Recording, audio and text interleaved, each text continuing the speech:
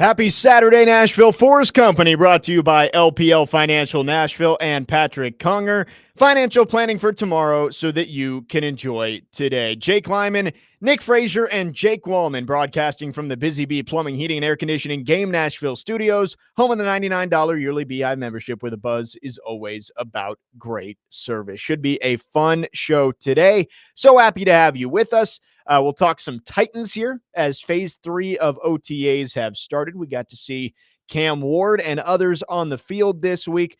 We'll also talk an exciting first day of the NCAA baseball tournament. Big games for Vandy, big games for Tennessee. They both play today with the chance to get into the final game, the regional championship, and a chance to move on to the super regionals. Nick Frazier, how are you this morning? Hello, Jake. Jake Lyman, not Jake Wallman. You got Jake and Jake this morning. Yeah, you got double Jakes. Doing great, man. This is awesome. College baseball at its finest yesterday. Vandy, we'll probably talk a little bit more about that, but squeaking through, I mean, for the most part. And, just everything else. Mississippi State won yesterday, which was great. And we're in studio having a blast. We love it. We love it. Yeah, great day of baseball yesterday. Vandy comes back from down 3-0, getting no hit through 6 innings, and rallies to win it 4-3. Tennessee able to get a win over Miami of Ohio in their first game. Vandy will play late tonight against Louisville. That is an 8 o'clock first pitch, 7:45 pregame right here on the game. Tennessee taking on Cincinnati, who was able to get a win yesterday in the Knoxville Regional. Let's start with our headlines today. Nick Frazier, I guess there's not really much of a choice here. No Connor Newt today, so you lead us off. Yeah, no Connor Newt until 9:45. There we go. Cardinals lost terribly yesterday, 11-0. So I can't go with the Cardinals. Can I just, from my headline, can it be kind of not a somber one, just like negative sort of? Go ahead. All right. My favorite soccer team, AC Milan, they go and sign Massimiliano Allegri. Nobody knows who that is. Former, I guess, manager for that team. It's a lateral move. It's very frustrating.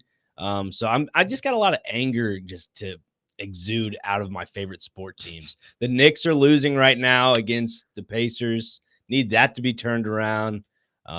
Cardinals, like I said, lost 11-0 yesterday. Not a good, and the Broncos of NRL, they lost to the Sea Eagles. Your favorite, the Manly Sea Eagles. I mean, it was like 34-6. So I'm just like, why are all my teams losing all at once? It's tough. When it rains, it pours. But it's always darkest before the dawn. Maybe they'll all start to figure it out too. Knicks play tonight. Chance to get it to Game 7 back at Madison Square Garden. Knicks in 7, baby. Knicks in 7. All the other series in the conference finals just haven't been good. All the other 3 between the NHL and the NBA have only gone 5 games. So maybe this is the one to save us, give us a classic between the Pacers and the Knicks. For my headline, big week, College Football 26 trailer came out. And I just want to point out, Enter Sandman, the background of the game. They got the crowd a cappella going on. We love it. I feel like I have to buy it now. Yeah. It's almost like an immediate pre-order purchase. Right. I haven't done it yet, but I'm going to. It comes out in July. College football video games, I haven't played the 25 very much lately, but I feel like I'm starting to, get excited for the new one. Comes out in about a month. It comes in phases. Right. Like you first purchase the game, you're going to play it for like 2 days to 3 days, and a couple months go by. Right. And then there's that 3-4 month window. Like, I'm not going to play it that much. It's like, I got a little bored, but I feel like it's creeping back in a little bit. So seeing Road to Glory started in high school. I'm just right. Or not Road to Glory. Yeah. Road to Glory. Yeah. Starting in high school. That's big. They got cross-play for dynasties now. It feels like it's not going to just be the same game a year later. Yeah. Coaches are in the game. Coaches are in the game. Yeah. Derek Mason, MTSU. Right. Clark Lee's in there. Josh Heupel's in there. I don't know if I've seen, a ton of coaching staffs have announced that all 3 of their coaches are in there. Head coach, offensive coordinator, defensive coordinator, which will be cool. Instead of just these random made up names, now you get these actual coaches. You can play against Ryan Day or Kirby Smart or whoever it is. So Lane Kiffin. So I'm excited. I think it's going to be fun. Trailer was cool. And we'll learn more. I wish Connor was here. This is his favorite topic, talking about college football video game. Stadium Pulse. They said that they've redone the Stadium Pulse a little bit. So excited for that and a big week. Also, just want to point out Tigers Best record in baseball Yeah. by a game and a half. Tarek Skubal going today. Still the best team in baseball. Might be making my pick in the wild card later at the end of the show. Jake Wallman, good morning. What is your headline? Good morning to you both. Fraser, you always have the Mississippi State Bulldogs. You're right. You're absolutely right. Thank you. You're welcome. They've been terrible at football too, so let me just reiterate that. But baseball. Yes, baseball is their bread and butter. Yeah. So hopefully that stays the same. So I saw my headline. I saw an interesting quote from former Tennessee pitcher Chase Burns, who is now with the Chattanooga Lookouts. Killing it and good for him, killing it in the AAA. And it was just an interesting quote on how he kind of saw his time at Tennessee, and it kind of encapsulates what college athletics is as a whole right now. He said, "Yeah, it was weird seeing them win it, but I'm thinking about the long-term goals." He said this goes back to his mind and idea around transferring to Wake Forest a couple years ago. It's awesome that those guys won the national title, and I'm happy for them, but a national championship wouldn't have helped me develop and be the starter that I want to be. I'm talking about playing for 10 or 15 years in the big leagues. That's something I want to do, and I don't think a national championship can top a 15-year big league career. I wish I would have won a national championship, of course, but not everybody can say that they went second overall. It plays hand in hand. I'm happy that they won it and they deserve it all, but I'm also happy for myself and my hard work. I think that this is a really, really interesting quote because, in the era of where it feels like college athletes kind of think for themselves at the time and not about the team as a whole, it kind of gives Tennessee fans, I think, a little bit more clarity, a little bit more vindication about him transferring.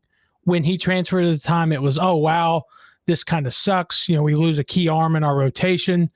Who are we going to slide into that Saturday, Sunday slot? And now you don't feel as bad about it because, I would, for me personally, I would rather have had the national championship than, if he had stayed at Tennessee and then he goes second overall, because second overall picks don't always hit. He made $9 million in his signing bonus, though. I think he's doing all right. Like I understand why Tennessee fans are like, he's kind of coping and saying, well, I still went second overall. I want a 10 to 15-year big league career. I don't need the national championship. But when he transferred to Wake Forest, I think he believed that he could win a national championship there. They were, if I'm not mistaken, Wake was the number 1 overall team preseason last year. They were. So, I think he thought he could get the best of both worlds. Wake Forest, known for being able to develop pitchers, and also had a chance to win a national championship. I get it. In hindsight, you didn't win a national championship. The team you left did. But I also get what Chase Burns is saying. And if he does end up having a 10 to 15-year big league career, maybe he can credit that to his time at Wake Forest. And honestly, that's the ultimate goal. As long as you have a long, prolonged, pro career, you'll be looking at your college career and you're just thinking, no, that's just a little stepping stone.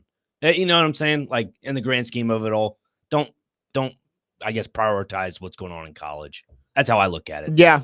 I try not to look too much into that. Right. And it's like, no one's going to remember whether he won a national championship or not if he ends up being a Cy Young and at the big league level. Like, no one remembers what Justin Verlander did when he was at ODU. I get it. That's a smaller program. But still, these big league pitchers, if you're good enough, you kind of distance yourselves from whatever you did in college. It may not matter in the future. And I think, I don't want to magnetize the whole conversation, but this whole NIL era has magnetized a lot of these student athletes into thinking, oh, I need to really prioritize my time in college. No, don't tunnel vision yourself into just college athletics. Look for the future. Don't cap yourself at a ceiling. You know what I mean? Yeah. No, I get what you're saying. What frustrates me the most with athletes now. Just saying. It's a good point. Jake Wallman, I don't know if you saw, but you do have questions today. Okay. Yes, I do. So I saw the slate come out Thursday for all the college baseball games, 11.7 on X. Put out that they do it every year with the schedule and where the games will be broadcasted. And we've talked about this before with the first weekend of the NCAA basketball tournament. What is the best weekend in sports? That is a great question. That's a great question. What is the best weekend in sports? I think there will be a lot of good answers. Yes, there are a lot of great answers. This is obviously a great one, especially with what's going on. We can see on the TV here in studio in Oklahoma City, the Women's College World Series is this weekend, opening weekend of regionals in baseball. Mm-hmm. You've got NBA, NHL playoffs. It's a good one, but a lot of other good ones out there. Great question. What is the best weekend in sports out of the year? We will answer coming up at 10 o'clock. We'd love to hear from you. 615-737-1025 is the phone number. Our phone lines are driven by WilsonCountyHyundai.com. Coming up next, we're going to get into the Titans a little bit. Phase 3 of OTAs started this week. We heard from some Titans players. We saw some players on the field. What were some takeaways? We'll get to that coming up next here on 4's Company. Jake Lyman, Nick Frazier, Jake Wallman with you on this Saturday morning, 102.5, 106.3 The Game.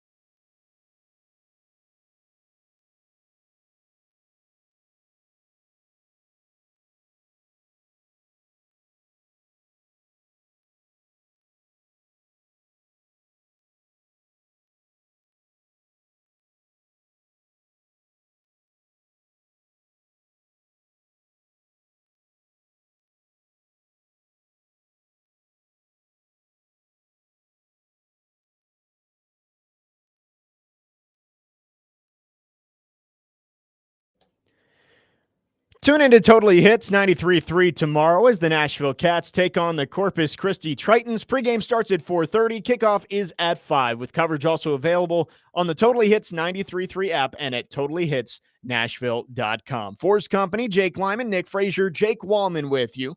No Connor Newt right now. He will join us at 9:45 for Newt's Notes, live from Knoxville, Tennessee. Before then, let's talk some Titans. Phase 3 of OTAs started this week, and a lot of headlines came out of it. I did want to start with one of the bigger ones. JC Latham talked a lot about losing some weight, said he was playing around 360 pounds at one point in the season last year, said he's down to like 330 now. He looks trimmer, looks leaner. What do we think? Do we think this is a good thing or a bad thing for JC Latham? Because a lot of people, I know Jared said this, others said this, that he was playing left tackle with a right tackle's body. Now it feels like he's gone the opposite direction. He's playing right tackle with more of a left tackle's body. I would have to disagree. I think even though he's slimmer, I think it's better for his knees. And even JC Latham has mentioned that when you lose weight, your knees are going to feel a lot better. He said the conditioning feels better for him. I think this is a big beneficial thing for the Titans in general, because as a rookie, when you come in as a left tackle and you're weighing 360, 370, and you're not used to the way a lot of edge rushers are coming at you, more than likely you're always looking at a rookie coming in underweight. He was practically at the weight, maybe a little bit more than some. So then you want to kind of look at it as now he's on the right side of the line, natural position at a lighter weight. It's a win-win situation, and it all falls on Dan Moore Jr. And I don't want to, void the conversation, but I think JC Latham is in the right position where he needs to be. And I'm not just talking about actual position on the field, but just in general, like his physique, his conditioning. I think he's on the right path.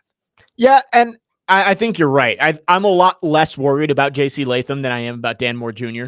And the PFF list for top 32 players at every position came out earlier this week, and neither tackle for the Titans in the top 32, which is, it's disappointing, maybe not unexpected. I think Dan Moore, when you sign him, you know that if he was a top 32 tackle in the league, he probably wouldn't have gotten out of Pittsburgh. Right. So I think that's kind of expected.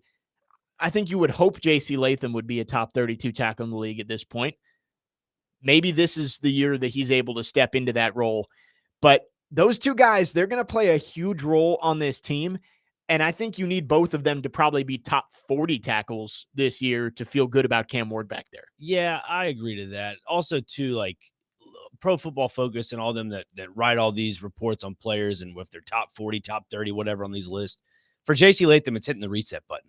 There is no tape on him playing like a full season of right tackle in the NFL. So you can't really knock him for that. And I think that's what a lot of these reporters and not reporters, what I'm saying, like the people that put out these grades and lists, that they're already knocking the Titans because there is nothing on them, which is fine. But you need to be able to go in an open mind saying, this guy was really good in college. This guy was pretty decent at left tackle for the most part his rookie year. You got to equate that a little bit. I mean, obviously you base it all off NFL talent for your list, but at the same time, you just got to do something like that. Yeah, and I think Latham is going to end up being a really good right tackle, but he didn't look great at the end of last season. Maybe that was a lot of the weight issues. And he said that he started to feel it a little bit playing at 360. Again, now he's down to 330. Mm-hmm.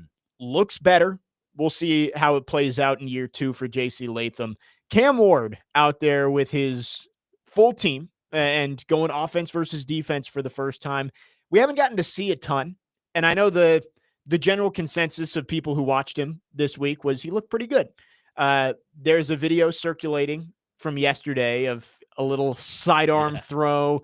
Adam Schefter put it out there. I think, all of the aggregate accounts, Dove and Ari Myrov, they all put it out there. ML football, all that. Like, it's one throw, but I think that throw is an example of why the Titans thought he was worth the number 1 overall pick, because he has a little bit of that Mahomes to his game of just like, I don't care what platform I'm throwing off of or what arm angle I'm throwing off of. I'm going to throw a perfect spiral and I'm going to put it right where I want to. Again, it's a throw in practice in May. It's not that big of a deal, but Adam Schefter putting it out there, I think maybe can open the eyes to some people outside of Nashville to like, oh, maybe Cam Ward was worth the number 1 overall pick for the Titans and can end up being a franchise quarterback. Yeah. And 2, you mentioned the Mahomes comparison. It's like he has the Mahomes football moxie. Whereas when he's doing conversations and, talking to reporters, it's a completely different person, which I think is incredible. And to your point about the sidearm, everybody's seeing all this massive, recognition of the Titans.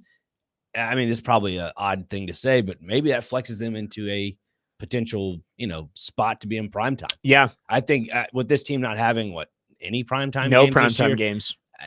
Maybe later on in the season they get flexed into a Thursday game. I mean, I think that Chiefs game, well, actually, we said the Chiefs game probably can't be flexed because Right. they play 4 days later on Christmas. So maybe not. But the 49ers game late in the season, something like that, I think there's a chance that they get flexed because Cam Ward, even though I don't think the Titans are going to be very good this year, I think Cam Ward is going to be exciting enough that, let's say, one of those late Sunday night football games in week 16 or 17 is a horrible game. Like two teams that had higher expectations but are out of the playoff picture. I would rather see Cam Ward than, Tua Tagovailoa for the Dolphins. Dolphins have 5 primetime games. Maybe they're out of the playoff race at that point. I'd rather see the young guy who maybe hasn't been shown to a national audience at this point. And I think that would get more eyes on TVs. But I agree. I think the NFL should change their, primetime format for the most part a little bit later on in the season when there's not great games. Just flex it to the teams that are having some promise to their franchise. Right. But as for Cam Ward, though, at practice, seems to be in great form. Seems to be looking good, and it seems like he's taken a leadership role on already. We're not going to get too much into Will Levis's comments. Bless his heart. I know a lot of people are talking about Will Levis. There were national articles written about him saying his situation sucks. I saw Pro Football Talk put out an article. Will Levis it's over. I feel like people just need to move on. But there's a but to all this, Jake. They all talk about his Jordan Palmer camp that he did. Right. He was great. To me, that's just, pumping him up for some sort of trade options. Yeah. I mean, that's truly what it is. I think that's all it is. And I think he will be gone before the start of the season. Mm-hmm. I like Will Levis. I thought he had the talent, but at this point, you picked a quarterback number 1 overall. Like, it's time for everybody to move on and not worry about what Will Levis is doing. Speaking of Patrick Mahomes, talking about Cam Ward, did you see his goatee that he's rocking at Chiefs OTAs? No. I might have to find a picture of this. I saw this yesterday. I was like, man, Mahomes is just rolling with the, like, I'm over 30 now look. He's got the full goatee. He had a hat on, which you couldn't see the hair, and it kind of looked like he was bald. I was like, man, this dude's starting to look like, God, who is? Oh, boy. Yeah, you see it? Yeah, I'm looking at it now. Oh, boy.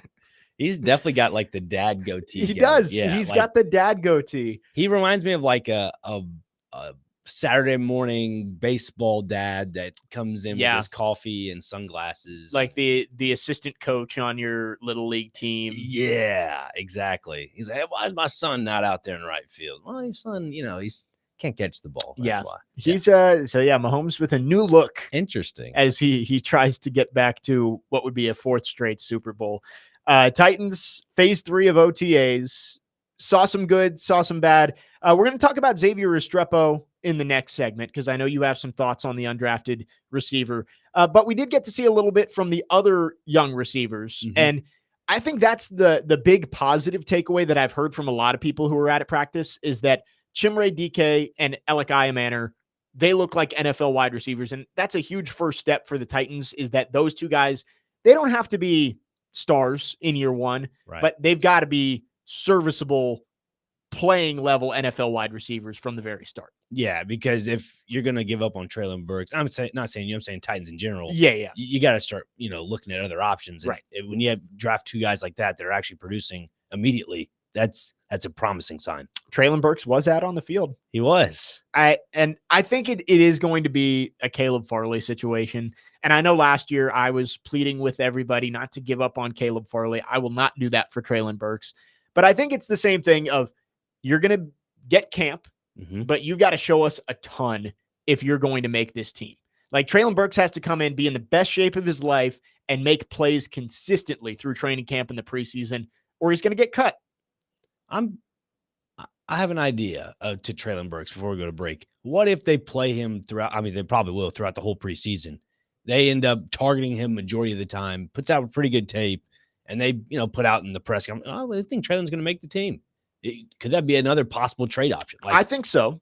Obviously, that's a very funny thing to say because people think, oh, this guy thinks he wants to trade everybody. Well, you got to think the business aspect. You know what I mean? If he shows enough flashes, you're not getting anything more than probably 6th or 7th. A 6th. I would say a 6th is the very ceiling of what you would get for him. But if you don't envision him as a player on your team, let's say the Titans are looking at their wide receiver room and they say, you know what, Traylon's been good enough to make this team, but we feel better about keeping Xavier Restrepo or Bryce Oliver. Right.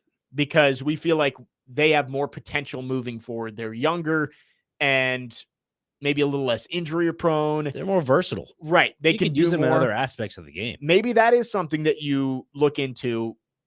See if somebody will toss a 6th or a 7th round pick. It's a your tricky way. thing to do, obviously, because it's preseason, gets cut, they go pick them up. Understandable, but it's just something to look into, maybe. And it's something that does happen at the end of training camp, is that some of these guys who, you know, when you get cut, you go into the waiver process, and maybe a team towards the end of the waivers feels like Treylon Burks could be a good depth add for them, and they don't want to risk losing him. So, hey, Titans, here's we'll give you a 6th, you give us back a 7th.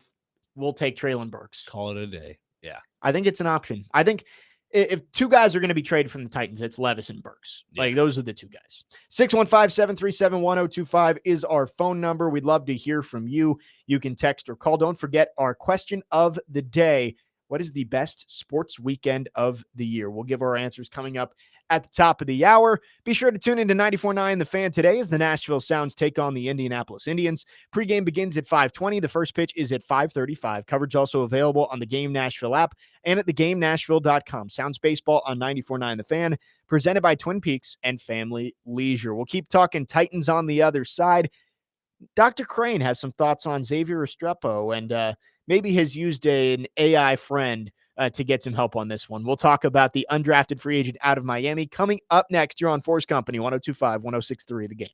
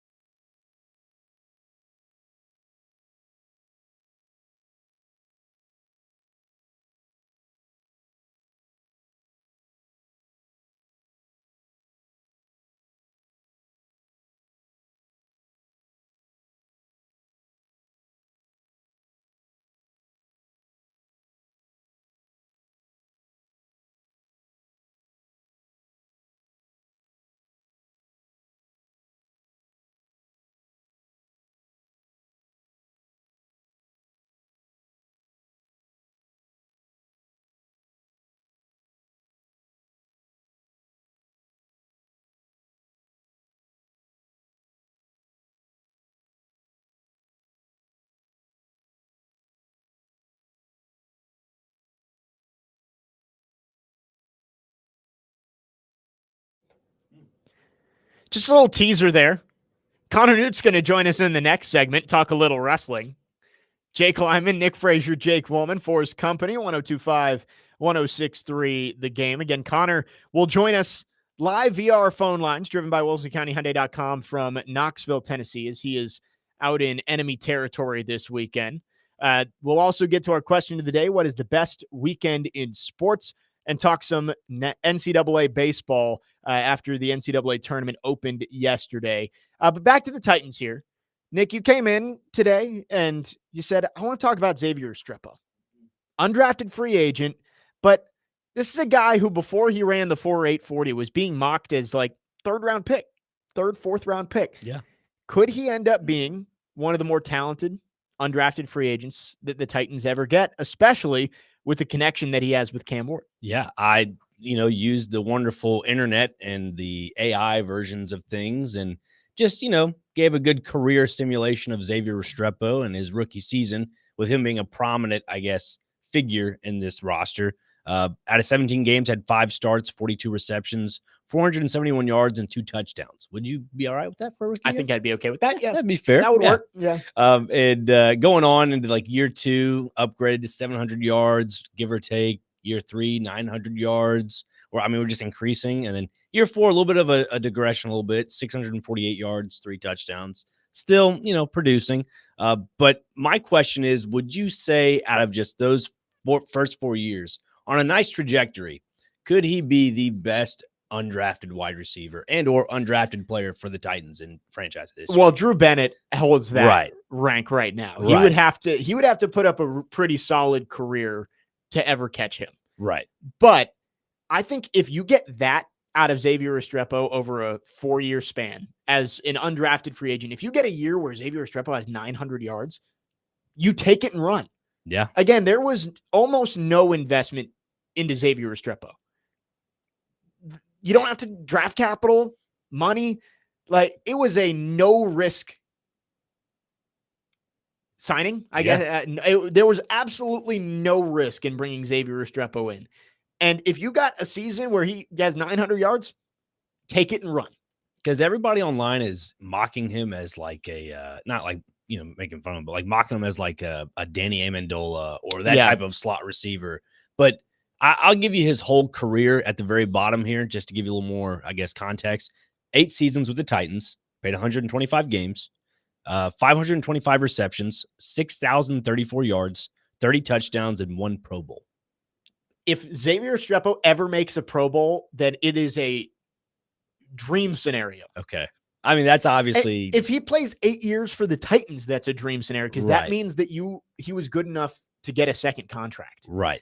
And again, I understand why, Jared had the whole tweet about why are people rooting for Restrepo. I get that you should have higher hopes for Iamaner and DK because they have more of the NFL traits. Mm-hmm. They were 4th round picks, but Restrepo, there is something to be said about just a football guy. And you watch Xavier Restrepo on film, it's like he just knows how to find the space in the zones. And that's something that is kind of just an intangible thing. Like Travis Kelce was so good at that. I wouldn't say Travis Kelce is like a super athletic, traity tight end. Like, he's not the fastest guy. He's fast. He's not the biggest tight end, but he just has such a feel for defenses and where he can settle in, and the quarterback knows how to find him. Cam Ward and Xavier Restrepo already have that connection. Mm-hmm. And Xavier Restrepo, just watching a few games of him this year, he just does have that knack of finding the open space in a defense, settling in, and he makes the catch. And I don't know if you can really find that on a 40 time or a vertical. We'll have to see how he plays when he's actually on the football field. I think it's a craft it goes unnoticed because you're talking about finding those pockets in the zones. Like, yeah, I think Restrepo is one of those players that, And it's just a text. Oh, okay. I think Restrepo is one of those guys where you gotta watch out for him. Hey, don't catch the strep, man. You don't want to catch it. Don't catch the strep. Don't catch the strep. I'm excited to see him in preseason because I think he is very much a bubble guy on this team.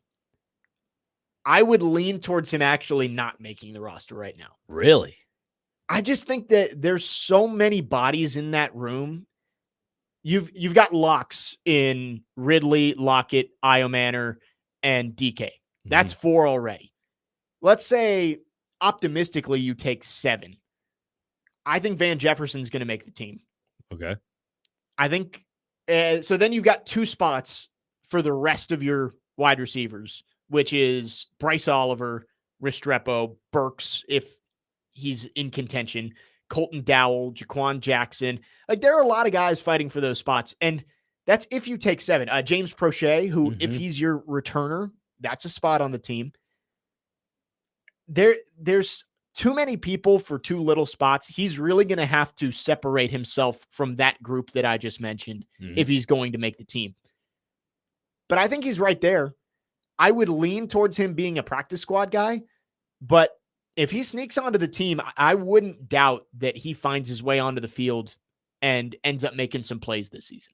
Like, if everybody's so gung-ho about, Traylon Burks not making this team, like, you can scratch that off the list. Bryce Oliver, like, I understand, versatile player, use him in different aspects of the game. In my opinion, off just paper and just what I've seen from college with Xavier Restrepo, give him the upper edge, all right, just for the time being. Yeah. Scratch him off the list. Who else did you say? James Prochet and Colton Dowell. Colton Dowell, Bryce Oliver, Jaquan Jackson. So I think Jackson's cut. Like, that one. So cut that off the list. So you're left with Colton Dowell and James Prochet. Yeah. And with all due respect to Colton Dowell, I don't think Colton Dowell is making this team. Yeah. So then you're left with James Prochet and Xavier Restrepo. I can see it. I'm playing, the elimination. It's going to be, preseason's going to be very interesting because, again, I think you got the 4 locks. I would put Van Jefferson as almost a lock too. Yeah. So you're playing for 1 or 2 spots in that wide receiver room.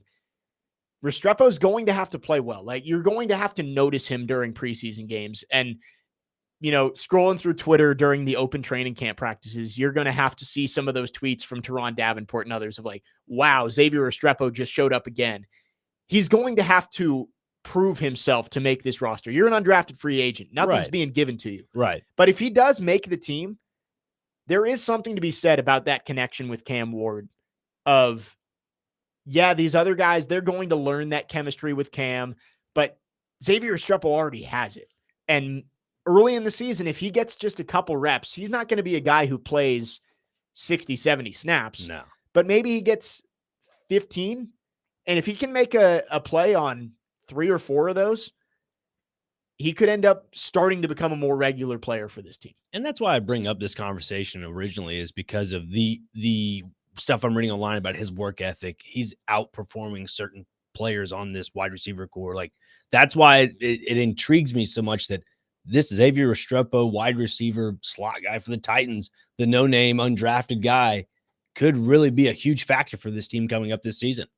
It's going to be a really fun year for the Titans, even if they don't win a lot of games, because you have a lot of young pieces that, if they just show some flashes, could lead to a lot of hope and excitement moving forward. Cam Ward is the obvious one. You have a young quarterback. He's going to get eyes on the games. And I've said it before, this season, the outlook for the Titans is going to depend a lot more on what Cam Ward looks like than the number of wins and losses. Right. But you also have these young receivers and Gunnar Helmet, tight end. Let's say 2 of those 4 guys look like hits and look like NFL starters after year 1, like Io Manor and Helm, or DK and Restrepo. 2 of those guys look like hits. I think you feel really good about this offense moving into 2026. Femi Oladejo, another guy on defense that we've talked about. I don't know what it is. It's a gut feeling like you have. There you go. Just seeing that guy out there, ripped, just a specimen out there on the field. Yeah. It looks like that dude's going to be a guy for this team. Maybe not a 12, 13 sack guy, but I think he can be, by the end of his career, like a Brian Arakpo type player. I'd be all right with that. If you're spending a second round pick on a guy, I'd be okay with that. Like we've said that the Titans probably are going to use their first round pick next year on an edge rusher. Oh, yeah. That guy can be your premier guy, but I think Femi Oladejo can be a 3-down edge rusher for this team for a long time. And again, this is just based off of, the body type Right. and the energy that he shows on the field. Like he had the mic'd up during rookie mini camp. Mhm. It feels like he's got the character and he's got the physical tools to be the guy. We'll see if it pans out on the field. And I think this year will probably be a less impactful year for Femi. But moving forward, I'm excited to see that guy on the field because he just looks like a dude out there during practice. Yeah, and two, everybody's talking about Jeffrey Simmons, him not being in attendance for these practices, and you have Tavondre Sweat as well. I'm not saying for him for attendance, Yeah. but just those two guys in general will take up majority of your pressures. Right. So it's going to open up a lot of room on the outside for a guy like Femi Oladejo. He'll get some one-on-ones, and he's wearing number 7 now, which interesting number for an outside linebacker, but it's the way the NFL has gone these days with the lax rules on Numbers. what position groups can wear what numbers. Hey, some people look at the number 7 as lucky. Maybe he's lucky. It's true, and I'm just glad it's not being worn by a quarterback this year. How about it? 615-737-1025 is our phone number. We'd love to hear from you. Again, our question of the day, what is the best weekend in sports? I think we're in the midst of one of them right now with college baseball regionals, the Women's College World Series, NBA, NHL playoffs, but plenty out there. You can text or call with your thoughts. Also a great weekend because 102.5 The Game is your racing station. Tune in all weekend long for the NASCAR races at the Nashville Superspeedway on The Game presented by Green Trees. Tonight, the Tennessee Lottery 250 is at 6:30 p.m. I believe you can also hear that on 8:30 a.m. as well. Tomorrow, the Cracker Barrel 400 is at 6. Coverage also available on the Game Nashville app and at thegamenashville.com. Green Trees Company is a family-owned cannabis company and dispensary located in Hendersonville and a new location in West Nashville and available online at greentreescompany.com. When we come back, Connor Newt may not be with us, but he's going to call in at 9:45 on a Saturday for Newt's Notes. That's up next. You're on 4's Company, 102.5, 106.3 The Game.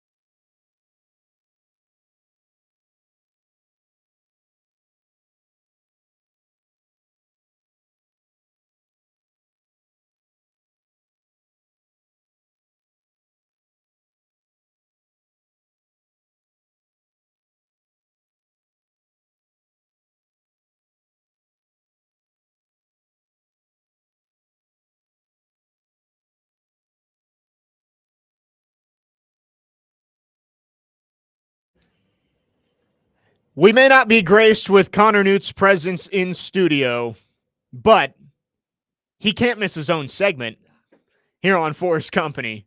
Jake Lyman, Nick Frazier, Jake Wallman with you.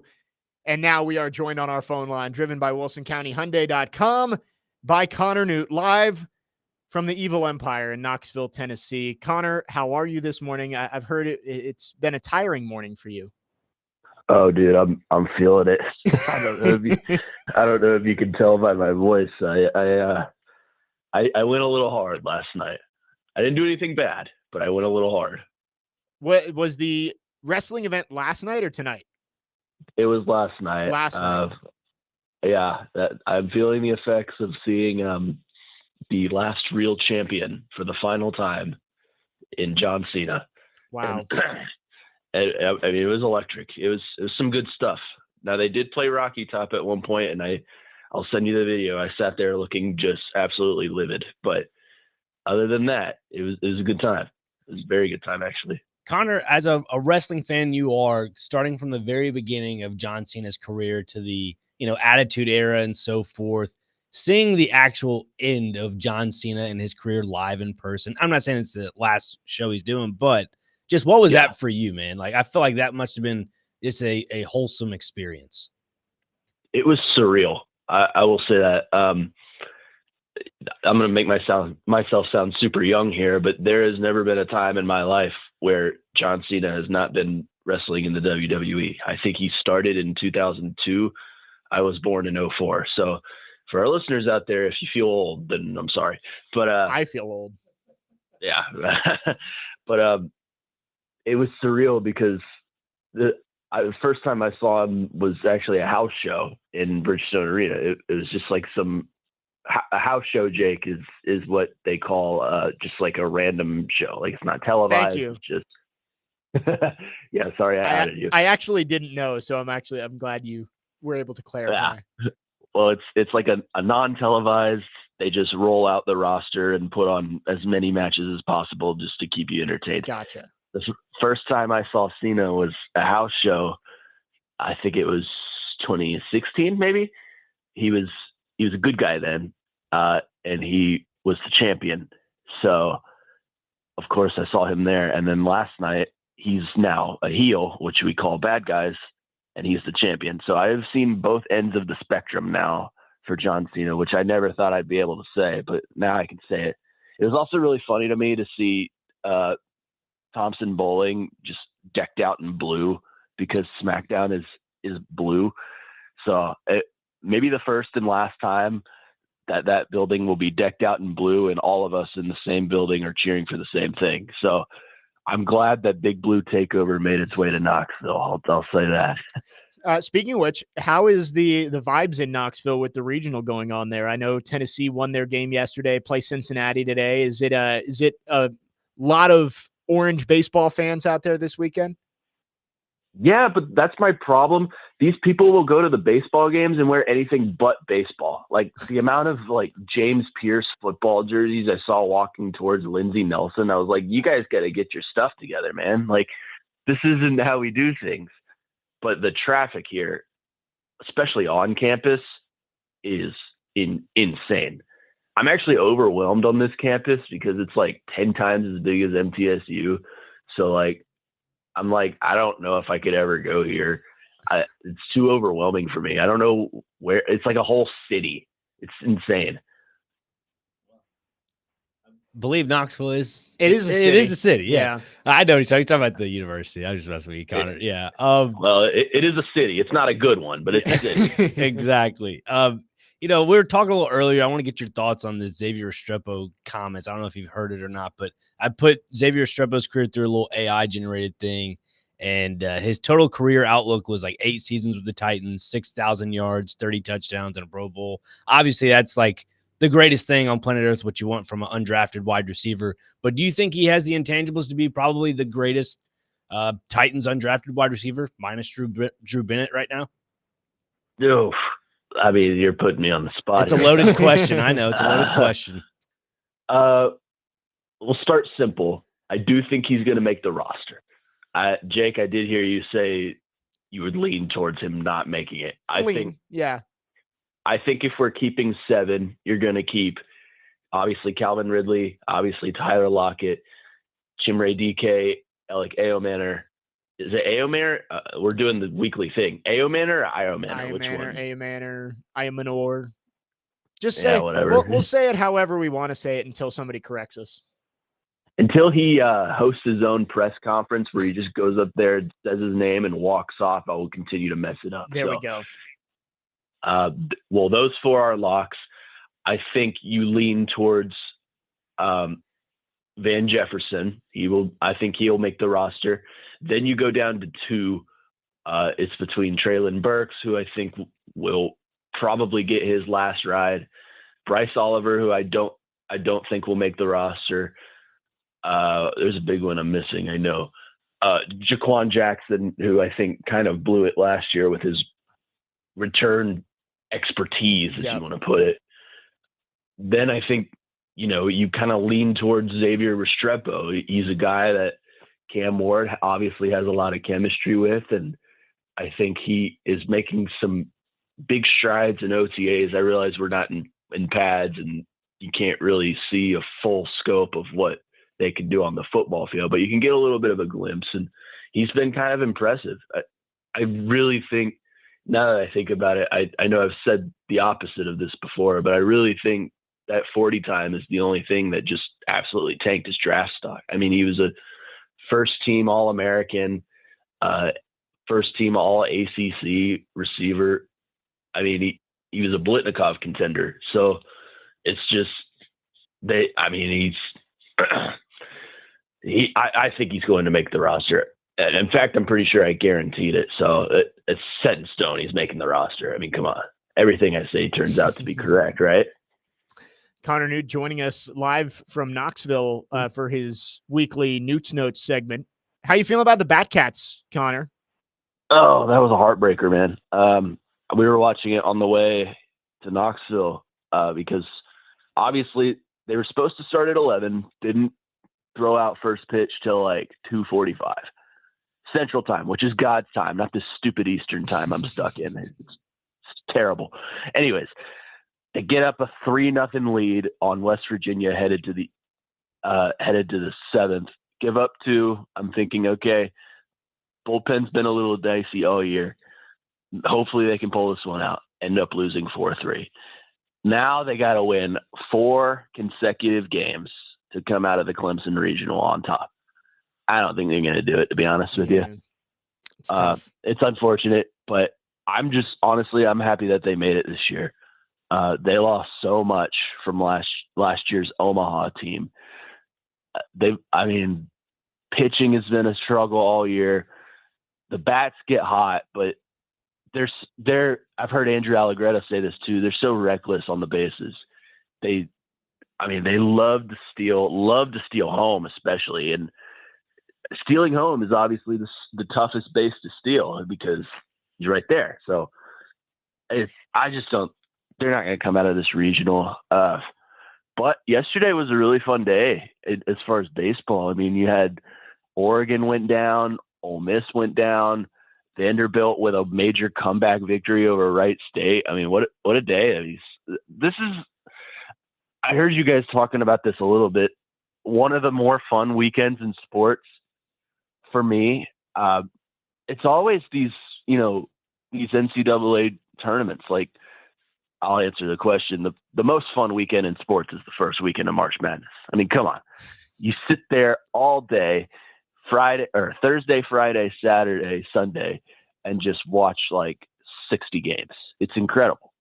So, but the NCAA baseball is not as fun, but it's fun. You got a lot of stuff that can happen. A lot of these teams get hot. Miami is a team, perfect example of that. Team we didn't think was going to make the tournament. They were on the bubble for a lot of it, and we find out they weren't even on the bubble. They were just in comfortably. But they took down Alabama yesterday. So baseball is a weird sport to where, it's not usually the best team that wins it most of the time. It's the hottest team. So I'm curious to see who comes in and just runs the table. Could it be Vanderbilt? I think it might be Texas, but You never know. Yeah, and you mentioned Miami, Columbia also beating Southern Miss, so setting up for Vanderbilt if they can get out of this weekend, that they may not have to face a 1 or a 2 seed depending on what happens down there in Hattiesburg. So uh, you took the words right out of my mouth. I was going to ask you our question of the day to end it, but you went there. NCAA March Madness, that is your best weekend of the year. I mean, of course, yeah. I mean, it doesn't surprise me whatsoever. yeah. I mean, what other option is there really? First weekend of college football, maybe. That's because that's kind of like football is back, and then once the NFL kicks in, you're like, oh yeah, we're way back. Nothing hits harder than March Madness, but the first episode of Red Zone when the NFL season starts is pretty close. That's it. That is a very good one too. Sitting back and watching Scott Hansen take us through 7 hours of commercial-free football on the first Sunday of the NFL season. I mean, that's life, man. I usually watch the Titans game first, and then we go over to Red Zone. This year, we're gonna have to change it up because they play a 3:25 kickoff, so we may have to start with Red Zone, then flip over to the Titans, and then come back. Yeah, that's a good point. Titans playing at 3:25 for, I believe, second time in 3 years. Or second time in 4. The Giants game where Saquon scored the 2-pointer. That was a late game too. Connor, thanks for joining us. Hope you travel safe back from Knoxville, and glad you enjoyed your time at the Evil Empire this weekend. Yeah, it's going to suck tomorrow, and I have to get up and work at 6 a.m. and make sure the station doesn't explode. But it'd be better than being in this godforsaken country.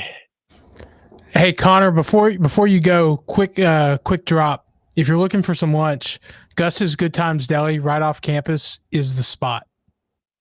Yeah, we passed through all the bars yesterday. I didn't go to any of them, but I was like, I did not know Peyton Manning had a bar here. It was very insightful information to realize that Knoxville's most famous celebrity owns a bar.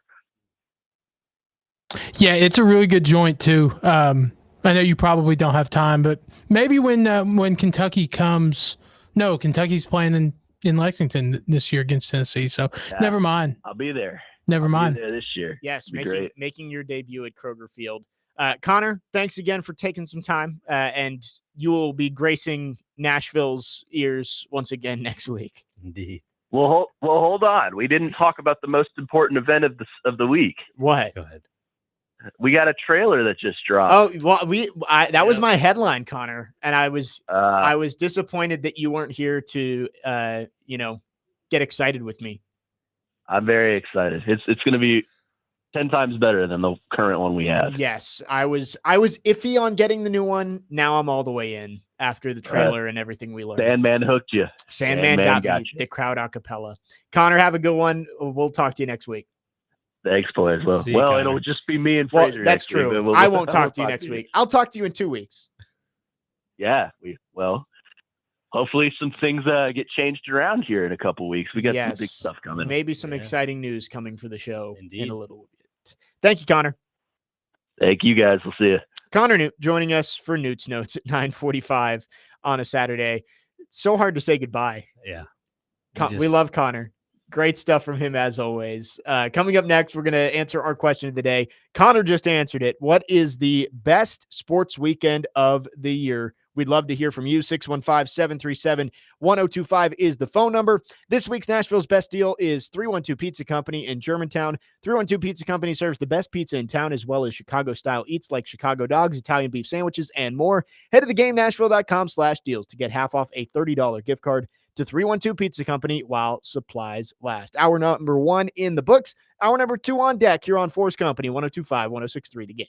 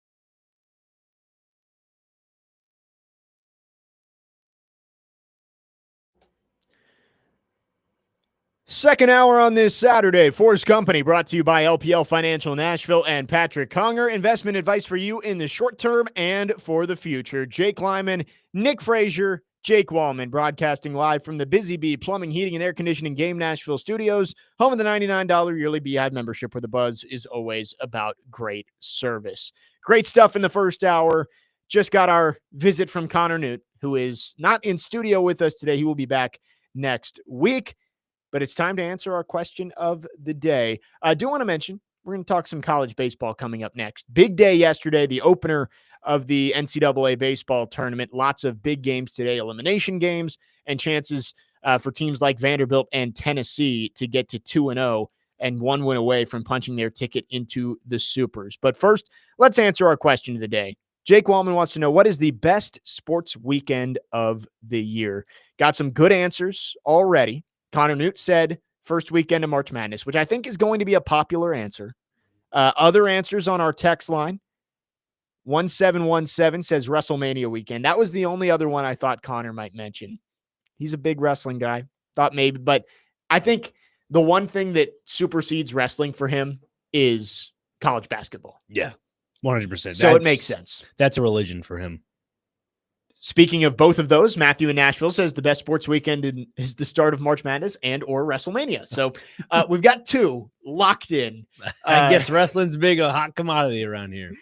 We'd love to hear from you. 615-737-1025. Our phone line's driven by WilsonCountyHyundai.com. You can text or call. Nick Frazier, what is the best sports weekend of the year? This is tough. I mean, really tough. There's a lot of really good weekends in sports.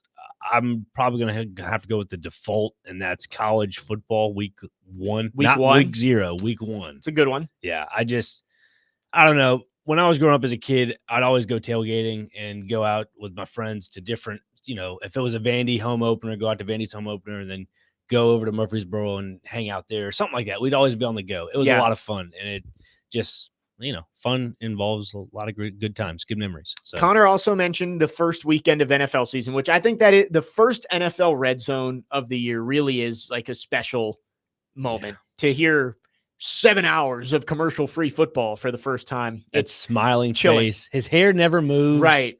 The witching hour for the first time where wins become losses and losses become wins. Makes the hair stand up on your arms a little bit. Yeah. Scott Hansen, man. Unbelievable. I got two that I'm thinking of, and March Madness is obviously a big one, and I think a lot of people would probably answer that first weekend of March Madness. It's up there for me, but two that I'm thinking of, Masters weekend, great. I get into golf for most of the majors, but I didn't sit down and watch a ton of the PGA Championship. Right. I won't sit down 3 or 4 days out of the weekend and watch the U.S. Open or the Open, but Masters weekend, it's hard to peel me off the couch when that tournament's going on. It is so much fun to watch. Sweet tea, pimento cheese sandwich. Can't get in. I know. And we talked about it during the Masters. That's a bucket list thing. Like, I will apply for that lottery every single year. I want to go to the Masters. And I also think NFL divisional weekend is always one of the best. It feels like you always get the best games there. Sometimes conference championships can be blowouts. The Super Bowl can sometimes not be a great game, but divisional weekend lately, it's like you're going to get Lamar Jackson versus Josh Allen and Patrick Mahomes versus Joe Burrow in the AFC. Mm-hmm. And then you'll have like Eagles Rams in the NFC, the Lions Commanders upset the Lions. I think divisional weekend is the best NFL weekend of the year. You get 4 games, and they're usually all really good games between good teams that sets you up for the conference championships. Yeah, that's up there. I think another one I'm just going to add in there, it's not really a sport per se, but July 4th weekend, the hot dog eating contest. It's a good one. For me, I'm a sucker for just odd stuff like that. Me too. And when you have the hot dog eating contest paired with cornhole on the Ocho, like, come on. Yeah, no, I'm with you. The hot dog eating contest, it shouldn't interest me as much as it does, but like the kind of side competitions they have, like they have the dude, is it Badlands something, who will like chug 3 gallons of lemonade. Like, I don't know why that interests me, but it's an American tradition, and we do it every single year. Cholesterol through the roof, baby. That's a good one. Let's go to our phone lines driven by WilsonCountyHyundai.com. Eric wants to chime in. Eric, good morning. Go ahead. Hey guys, before I get to that, you talked last segment. You were talking about wrestling. Another thing, of course, that's interesting is that SmackDown will be here in about 5 or 6 weeks on Right. July the 11th, Friday night. So it's going to be interesting to see if John Cena is here for that. So I'm trying to see if I can win tickets to go to that. So I would love to see if that happens.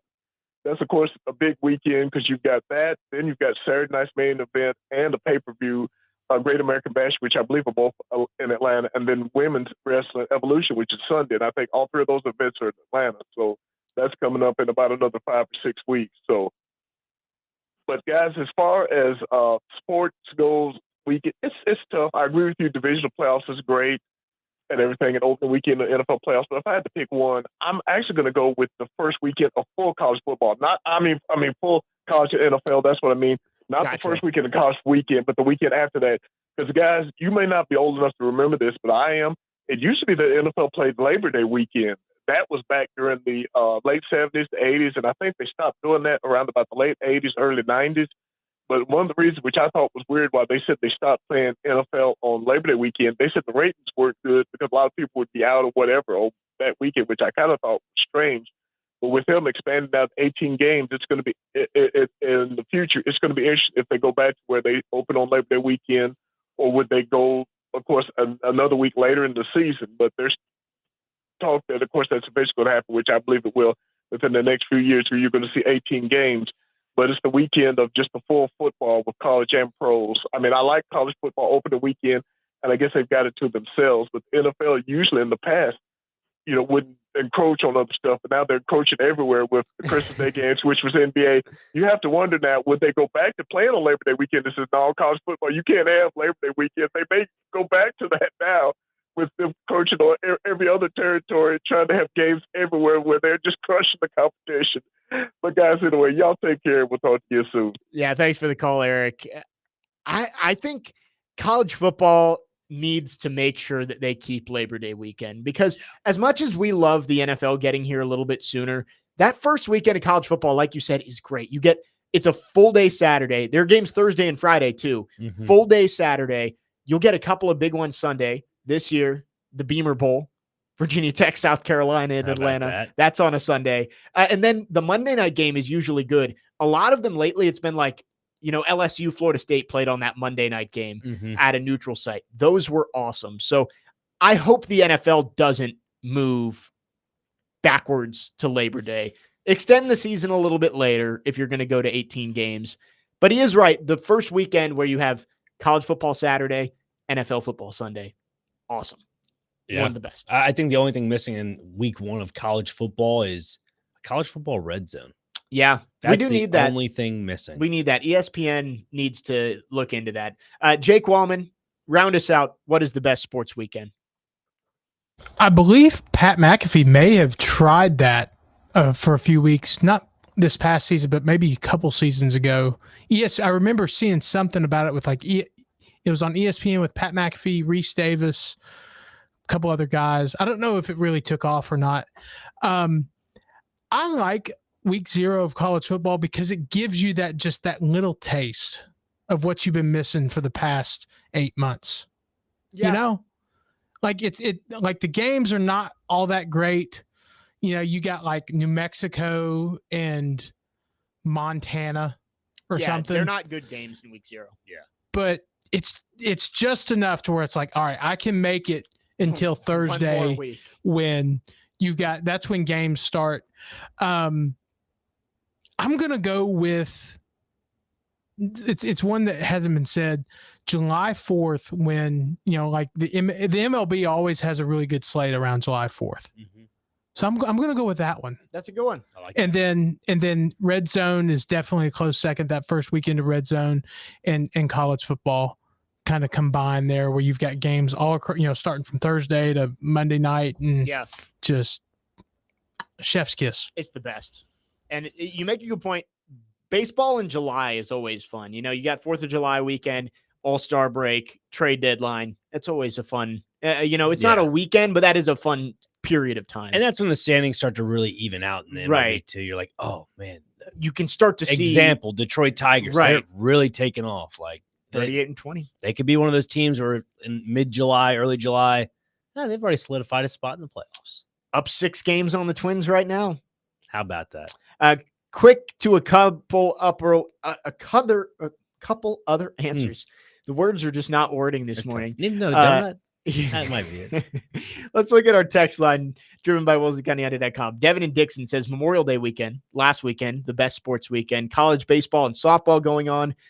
You get 3 races on the same day, F1 in Monaco, Indy 500, and NASCAR tops it off with the Coca-Cola 600. It's a good one. Yeah. You also usually have NBA, NHL playoffs going on around there. 4372 says the best sports period is Christmas Day and Boxing Day, NFL and NBA on Christmas, and then Premier League and the NHL on Boxing Day. It's a good one. That's a pretty big slate. Right. Yeah. But all not sports. always a weekend, but it's a period of time. And then Matthew in Nashville says MLB opening day is another good one. Not the international games to start the season. Yeah, that first full weekend, Thursday to Sunday. Yeah. It's a good one. It's a good one. Lots of great weekends out there in sports. That's why we love them. Would love for opening day to be a holiday, like It actual should be. national holiday. Yeah. That we need opening day, day after the Super Bowl, national holidays. Well, if you get another week into Right. the NFL, President's Day. just there it is. Make it happen. Just get 2 bye weeks. 615-737-1025 is our phone number. We love to hear from you if you have thoughts on what the best sports weekend of the year is. Again, our question of the day. We are going to move on and talk some baseball regionals. Vanderbilt gets a big win yesterday over Wright State. Tennessee beats Miami of Ohio. Both teams will play to get themselves into the regional final tonight. We'll talk about those games coming up next. You're on 4's Company, 102.5, 106.3 The Game.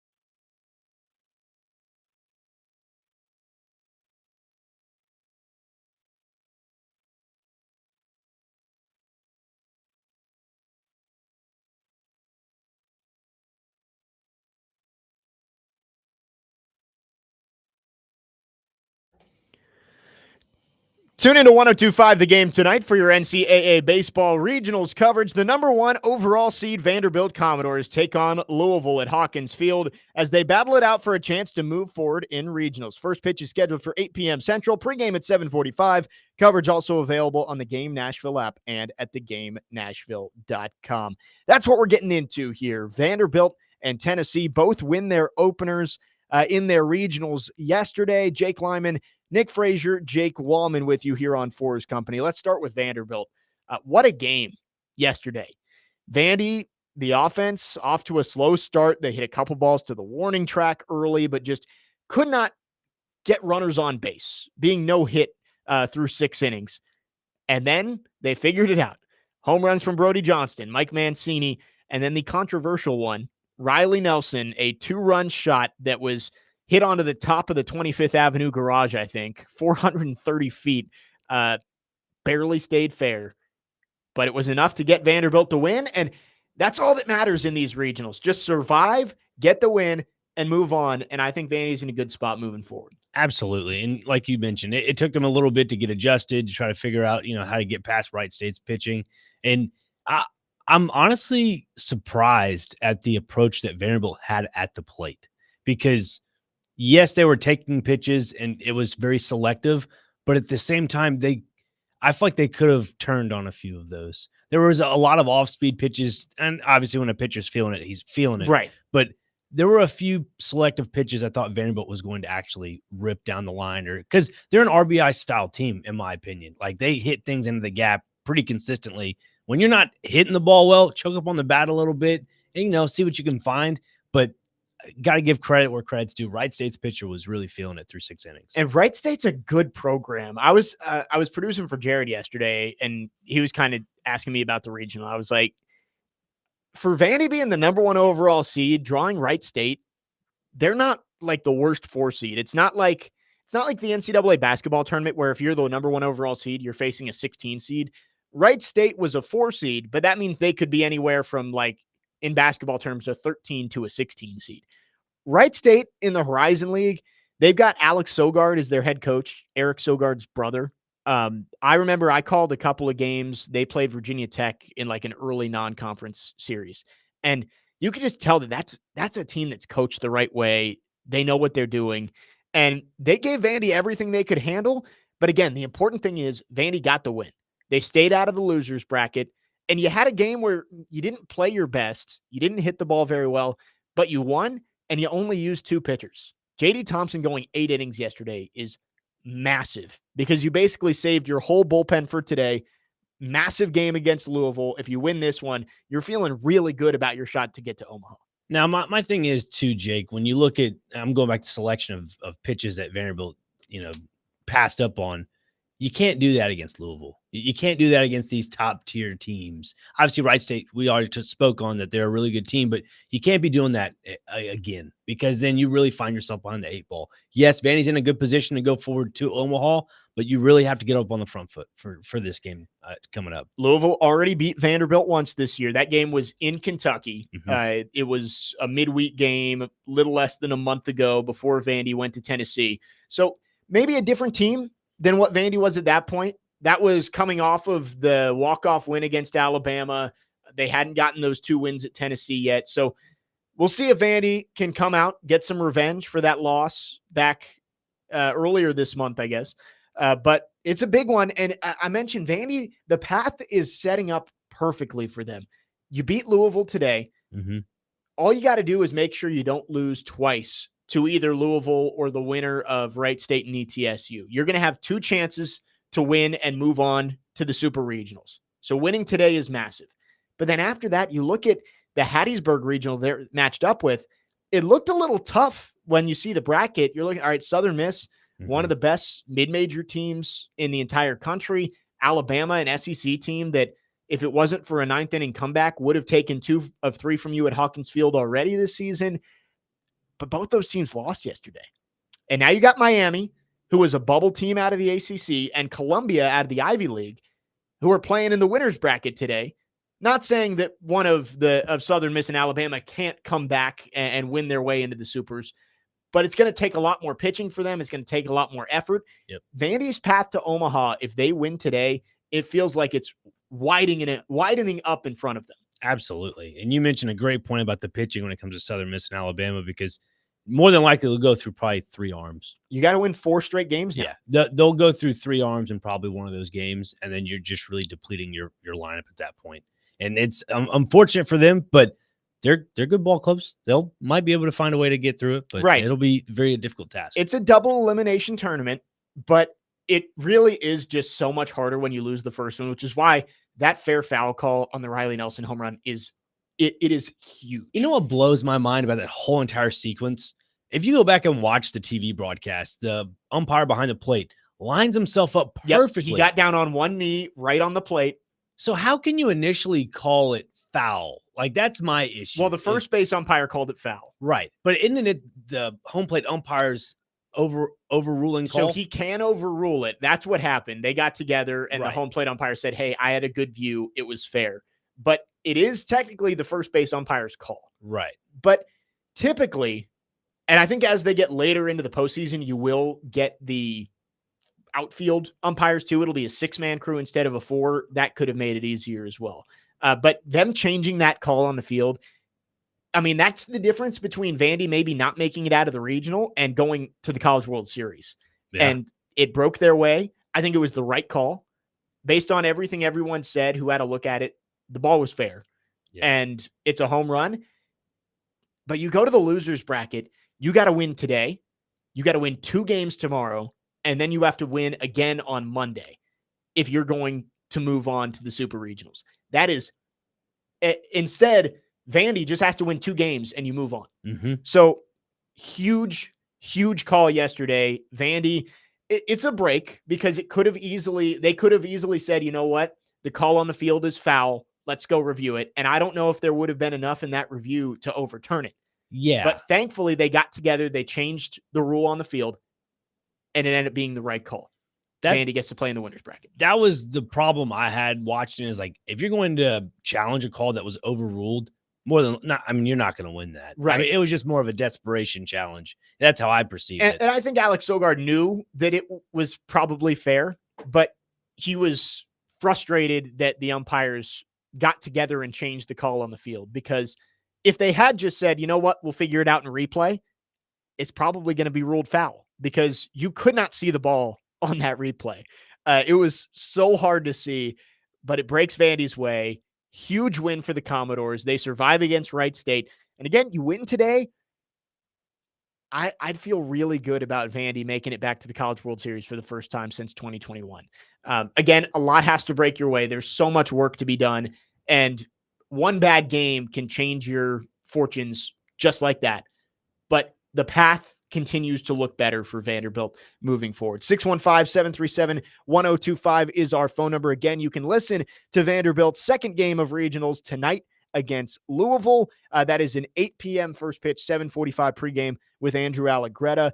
The first game of the day over at Hawkins Field is coming up at 2 o'clock between ETSU and Wright State. That is an elimination game. Winner moves on. We'll face the loser of tonight's game tomorrow morning or afternoon. Loser goes home. 615-737-1025. We'll keep talking NCAA regional weekend when we come back. Tennessee got a big win over Miami of Ohio. They will play Cincinnati coming up later today in Knoxville. Jake Lyman, Nick Frazier, Jake Wallman, 4's Company, 102.5, 106.3 The Game.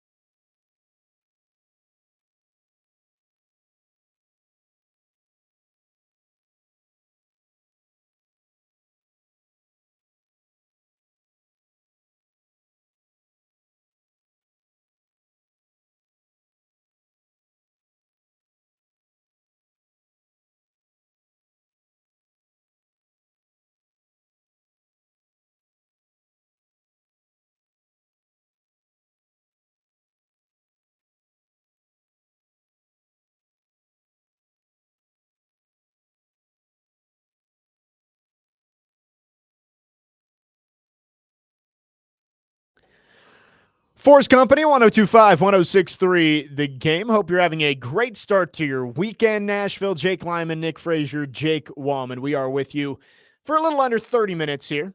Don't forget, coming up later today, Vanderbilt and Louisville. Game 2 of the regionals for those teams. Winner moves on to the regional final. The loser will have to play their way back in tomorrow against the winner of ETSU and Wright State. Talked a lot about Vandy, and it's a big game coming up today against Louisville. Like this could make or break Vandy's run if they're able to win this game. I think that, and we're going to make our picks coming up in the next segment, but I think it is tough to beat a team back to back, and Louisville did beat Vandy about a month ago. I think Vandy can make the necessary adjustments. I'm assuming it's going to be Cody Bowker going today on the mound, and I do wonder. The last 2 times Bowker has started, Vandy has piggybacked Connor Fennell off of him instead of waiting to start Fennell the next day. I don't think they'll do this because I think you want to save Fennell, but I wonder if it's a close game heading into the 5th or 6th inning. Bring him in. If you just do it and burn him just to make sure you win today's game, because I think today's game is huge. It gives you that buffer of, hey, whoever comes out of the loser's bracket has to beat us twice instead of, if we lose today, we've got to work our way all the way back. I think this is the game you have to win. And if it's 2-1, you're up 2-1 heading into the 5th or 6th inning, I wouldn't mind riding Fennell and seeing if you can just take him all the way to the finish line and get a win. So do you like Bowker to start? Do you like that approach? I think Bowker's going to start. That's been how they've done it. Right, I haven't seen if they've announced that yet. They might have already. Game's at 8 o'clock, so I'm guessing Tim Corbin probably hasn't announced that yet. Right. But I would guess it'd be Bowker to start. I think you get through 4 innings, see where the game is at. If you're up 8-1, no point in throwing Fennell today. You've got a good enough bullpen that you can throw other guys and hold on to a 7-run lead. But if it's close, I wouldn't hate it. Fennell's been so good, and you saw what he was able to do against Tennessee last week. I wouldn't hate it. Okay. Not too bad. I feel like Vandy kind of has their head on their shoulders when it comes to pitching rotation. Right. For the most part. Scott Brown and Tim Corbin are masters at, massaging the bullpen, making sure everything's good. So they're going to do what's best for the team. I'm just wondering if maybe that's the strategy if it's a tight game. You got a very good baseball brain on you, Jake Lyman. I mean, I wouldn't be surprised. We'll see. We'll see. Again, that game coming up later tonight. Prime time under the lights, 8 o'clock first pitch over at Hawkins Field. Quickly, let's look at Tennessee. Mm-hmm. The Vols with kind of a ho-hum victory yesterday over Miami, Ohio. 9-3, I believe, was the final. Yeah, around that number. They got a big break that Wake Forest got blown out yesterday. Mm-hmm. Gave up double-digit runs to Cincinnati. I'm not sure. Like, Wake is a good team and one of the better programs in college baseball. But we were talking with Jake Wallman before the show, Cincy might be a bad matchup for Tennessee. Tennessee, not known for its defensive ability, especially throwing out runners on the base pass. And the Bearcats, they love to steal bases. So This will be an interesting one today. Again, similar to Vandy, I think if Tennessee wins, you feel good about them getting out of the regional, likely facing Arkansas in a super next week. But if you lose, chance you've got to play Wake tomorrow.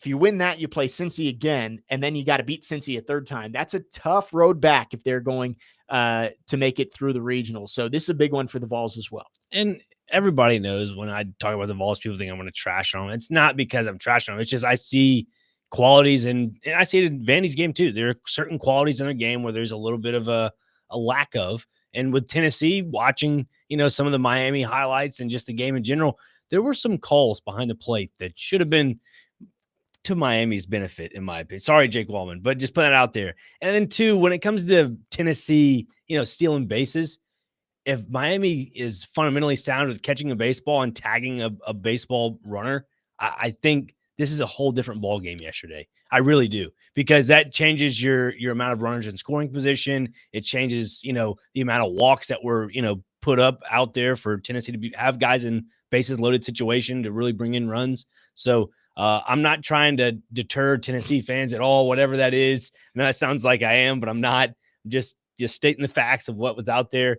Tennessee's going to have a really tough challenge on their hands when it comes to playing Cincinnati. I'm just saying. And I believe that's a 5 o'clock Central Time first pitch from Knoxville. I believe so. I know it's on ESPN Plus. The 11, I think the first game of the day today actually is in Knoxville, the losers bracket, Wake Forest and Miami of Ohio, if I'm correct. Yes, 11 a.m. In the Knoxville regional, and then Tennessee is scheduled for 5 o'clock. 5 o'clock against Cincinnati. And don't forget, it's such a weird rule in these regionals that the lower seed is the home team in game 2. That is odd. So Cincinnati is the home team against Tennessee today, and I believe Louisville is the home team against Vanderbilt. Oh boy, I believe that's correct. So If Vandy, since Vandy is the 1 seed, that would make sense. the ESPN app might be messed up because the ESPN app says Vandy is the home team, but all the other hosts are the road team today. So I don't know. interesting. I believe that is the case, though. I think the higher seed or the lower seed. the is lower home seed team. is the home team. So interesting, but it won't matter if Vandy or Tennessee is able to win. Now, let me add one thing about the Tennessee game yesterday. They did hit the ball very well. Let me just state the fact there. They hit the ball very well. When the ball was left over the plate, they took care of business. Yes, Jake Wallman. Golf clap for Nick Frazier for giving the Vols props. I'm giving the Vols. I like the Vols. They just, some of their stuff they do bothers me a little bit. Okay, like I mean, they lean into the villain role. They do. And honestly, I like that. I mean, oh no, maybe some fan bases don't like that about their team, but I mean, I don't care. I don't want to go down this rabbit hole right now, Wallman. I just can't. I can't go down the rabbit hole. It's Brave season. It is. It is Brave season. It is. I don't want to Brave talk about it right now. Yeah, it's all right. It's Brave season. Big ones today. And again, we've talked about it all show long. One of the best weekends in sports. Opening weekend of the NCAA baseball tournament. You get so much chaos. And we've also got the Women's College World Series going on right now. Tennessee survived yesterday with a win over Florida. But there was some chaos yesterday. We saw four seeds win. And maybe you see one of these 4 seeds get to a super regional. Columbia is the one that we've mentioned already. Utah Valley won a game. St. Mary's, I believe, was another one. And I'm blanking on the last one. But 4 seeds won yesterday, meaning that 4 host teams are in the losers bracket. Murray State, yes, including some SEC teams. Ole Miss lost yesterday. So it's interesting and going to be a lot of great baseball the rest of the weekend, including tonight's game between Vanderbilt and Louisville. We talked about LSU a little bit off air, Nick Frazier. LSU, their path to Omaha is probably the easiest, which is it's just kind of the product of the way they select these regionals. A lot of it has to do with geography and wanting to keep teams close. But LSU might just sleepwalk into Omaha this year. They're deep. They're good. They are good. I don't want to take away from them. Like, they're a good team, but they didn't get a murderer's row through the regionals and the supers. No, it's honestly, it's like you're going out to recess and you're picking all your favorite friends to be on your team. That's essentially what this regional is. Right. I mean, it might as well just give them a spot in Omaha at this point. LSU, Jay Johnson, they are looking like they might be back in Omaha once again after winning it 2 years ago with Paul Skeens and Dylan Cruz. How many SEC teams do we think we're going to get? Whew. I mean, if Tennessee wins their regional, you're basically guaranteed one there between Arkansas and Tennessee. I feel good about Vandy, feel good about LSU. Yeah. Auburn or Texas. I feel decent about Texas. Maybe Tennessee. Well, one of Tennessee or Arkansas, if they face each other, you're guaranteed an SEC team there. I keep forgetting Arkansas. Yeah, there's a chance you could. There were 4 SEC teams, 4 ACC teams last year. I think you could get 5 SEC teams in this year. Well, and what would, if they do get 5, what would that mean for just the conference in general? I mean, they're already the most dominant team in college baseball, or the most dominant conference. 5 straight national championships. That's impressive. And I get like all these other conferences are complaining like, oh, the committee has so much SEC bias with the top 4 seeds being SEC teams and 6 of the top 8 are SEC teams. I'm like, win a national championship. Yeah. The last non-SEC team to win a championship was in 2018. Or honestly, just grab some other schools that are really good out of another conference and bring them to your conference. Right. Because that's what Greg Sankey did. The SEC, I think 5 is realistic this year. Yeah. Maybe even more than that.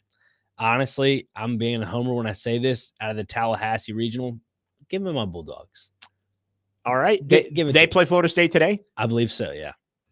Let's see. They won yesterday and Florida yeah. State won, so yeah. So, yes, they play. Yes, that is a 5 p.m. first pitch. Mississippi State, Florida State. Man, if the Bulldogs get out of there, Give me the Omaha Dogs. and you look at Arkansas, Vandy, Texas, Auburn won yesterday, LSU won, Alabama lost, but like they weren't really expected to get into a super. Georgia blew out Binghamton yesterday, so lots of good options out there. Just give me the Bulldogs out of that regional, I think all right? you could get 5, you could get 6 out of the SEC. That's how dominant they've been in college baseball. 615-737-1025 is our phone number. Last call for phones. We're going to make some picks on the other side and get out of here on this Saturday. 4's Company, 1025, 1063 The Game.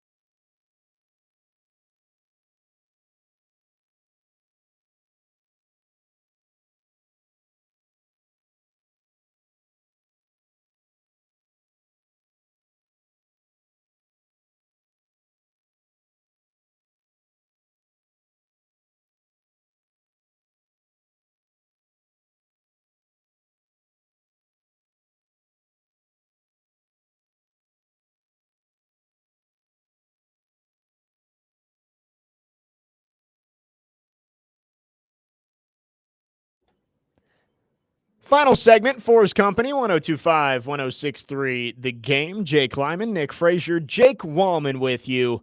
Going to make some picks here to wrap up the show. Talked a lot of college baseball. We'll get into that. We'll do a wild card. Let's start with college baseball. Vanderbilt and Louisville on this station. 8 o'clock first pitch from Hawkins Field. Commodores looking to make the regional final. Who you got, doors or cards? Give me the doors, and I'm going to go a score prediction. How about that? Yeah, give it to me. 6-2 Vanderbilt.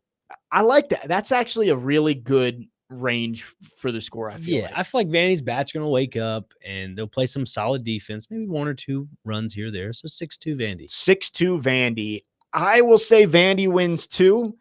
I'm actually going to go a little bigger than that. I think Vandy shook off a little bit of the rust, a little bit of the jitters last night. I think Vandy breaks out. I'm going to go 9-1. I like it. 9-1 Vandy. Jake Wallman, Vandy or Louisville? I'm going to go with Vandy. They're just too hot right now. I think it's a low scoring game. I don't think Louisville can get a lot going. I'll say Vanderbilt 2, Louisville nothing. Okay. All right, low scoring. We're all on Vandy. Hopefully not a jinx, but we're all in the doors. Tennessee, Cincinnati. Another big game out in Knoxville. Do we think the Vols can get it done, get to 2-0 in the regional? I don't know, man. I'm leaning towards the Bearcats. I really am. I don't know if it's the jinx, but every time I've picked against Tennessee, they have won. So maybe it's a good thing for Woman. I'm picking the Bearcats. I say they win 8-6. 8-6. I'm going to go Tennessee. Okay. I just feel like this regional just isn't that tough for Tennessee. Like Cincinnati's a good team. Wake Forest is a good team. I think Tennessee's going to get out of it. I don't think they get past the Supers. Arkansas is a really good team. Maybe a national championship contender. Mm-hmm. I'll say Tennessee wins this one against Cincinnati. Jake Wallman, you going with your Vols? This one worries me, knowing that Cincinnati can, really get to it on the base path. And there's Joe. We have a visitor. Love it. Love it. I think Cincinnati, knowing that they can really get it going on the base path and stuff, that worries me. I think Tennessee was a lot more aware of, Vandy on the base path last week down in Hoover. Didn't really matter. I want to go with Tennessee today. My heart says Tennessee, but I think my brain is saying Bearcats. Wow. So for the second time that's on purpose. The second time in 3 weeks, Jake Wallman picks against his Vols. I can say that I'm wrong a lot easier than I can say I'm right. But he was right the last time he picked against the Vols, though. He was. Yeah, that's true. Vandy did win that game and won that series. So I guess we won't see the Sunday creams from Tennessee. Well, they might have to wear them twice tomorrow. Oh, that's right. If they lose today. They could also wear black as well. So it could be double Sunday creams.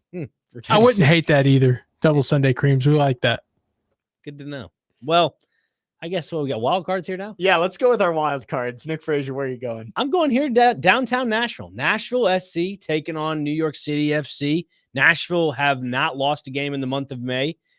They are top 3 in the Eastern Conference right now. They are honestly on the Community Shield watch, which is the best record in MLS. So they're, I think, 4 points off the top of that. This team is hitting every bit of top potential right now. Sam Surge scoring goals. Hani Mukhtar is playing well in those pockets that he's talked about. The youth of this team, the growing of maturity, they're just hitting on all cylinders. I'm going to take Nashville to win today. I'm going to go. I mean, it's a good New York side, so I'm going to go 2-1. I can't make it out today. I want to go to a game, but I saw they don't play at home all of June. Yeah, they have like 2 or 3 games in June, I believe. Okay. So I think that's kind of their little break. It's for international break. Gotcha. Gold Cup, North American, all that stuff. So July, I might have to get over to a game there. I mentioned it in our headline segment. The best pitcher in the world is pitching today. So I kind of have to go to Kansas City, Missouri, where Tarek Skubal takes the mound for the Detroit Tigers, and the Tigers will extend their best record in baseball behind, again, the greatest pitcher on the planet, Tarek Daniel Skubal. And the Tigers. Real name. Yeah. Wow. I only know that because last year when game 2 of the ALDS, he came off the mound and said some expletives to the Cleveland crowd, and his mom quote tweeted the video of it and said, Tarek Daniel. So The more you know. the baddest man in You want to go baseball. out on a limb today? Does he get a no or a perfect? No, you can't predict that stuff. Yeah. Every time he goes out there, there's a chance. Yeah. Like he's gotten a perfect game through 5 twice now in the last month. It's imminent, right? I think he gets one eventually, but I'll say he goes 7, allowing 1 or less earned runs. Okay. It's good for fantasy baseball. Yeah, there you Connor go. Newt, that is. Jake Wallman, wrap us up. I'm going to go with the Braves over the Red Sox. Just please win. It's tough. I mean, Did they win last night? They did not. They lost 5-1. And then AJ Smith-Shawver tore his UCL on Thursday. It never ends. But you got Ronald Acuna back. I can't even be happy about that right now. Well, that's all that matters. One of the best players in baseball back on the field. Yeah, you got your best player, man. That's all that matters. And we're 4 games under 500. It's a long Yay. season. It's a long season. There's still over 100 games left to be played. Long way to go. It'll be all right. Yeah, I like the picks. Then we'll go to the playoffs, but it'll be all right. Yeah, I mean they might be on the verge of making a playoff spot, Enough to get your hopes just up. like Tennessee football this year. Yes, enough to get your hopes up, and then they just crushed you right down to the soul. That's what happens with Tennessee football, and I guess at this point, Atlanta Braves baseball. Texter on our text line, James, says the Vols have the Donaldson lefty. Man, that text got in here quick. That's right. Seems like the phone might be relatively close to the studio. Tell him. Joe does not like the whining of Tennessee's theatrics. No, Frazier. Excuse me? Frazier. What did I do? He doesn't like the whining. The whining of Tennessee's theatrics? Excuse me? No, I mean, it just happens. Like Tennessee sports, they tend to get their fans all riled up, happy about something, and then they lose at the biggest point when they need it to happen. So, I mean, there's nothing wrong with that. I mean, I'm just saying the truth. It's a good point.